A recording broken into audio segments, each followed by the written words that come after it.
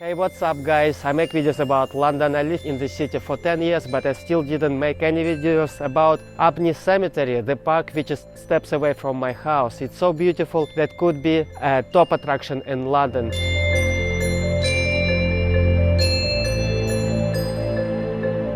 The park is located in London borough of Hackney. Abney Cemetery is a mixture of trees and bushes overgrown old graves.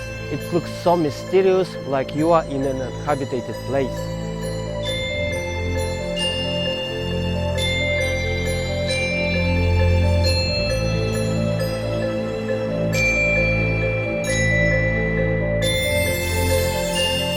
The park is a popular spot for leisure activities among locals. You can meet here runners, dog walkers and families.